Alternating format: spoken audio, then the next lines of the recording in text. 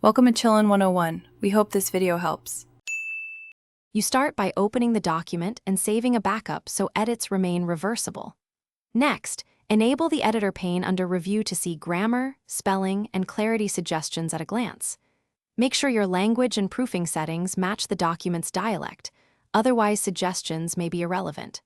Once done, run a quick scan in the editor and note recurring grammar types, sentence fragments, agreement, or punctuation, so you know what to prioritize during focused passes.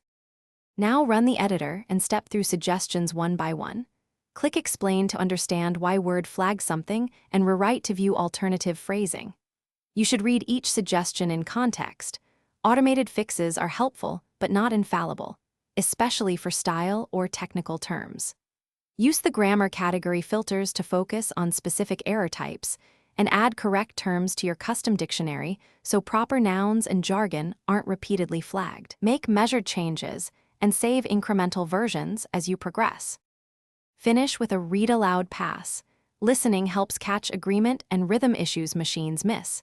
Then run editor again to confirm no new flags appeared after edits. Use find and replace for repeated grammar errors, such as double spaces or incorrect tense forms, to fix them quickly across the document. If problems persist or suggestions seem wrong, check proofing settings and update Word. Sometimes a language pack or outdated version causes missed or incorrect grammar detection. Thanks for watching. Consider subscribing if we helped you.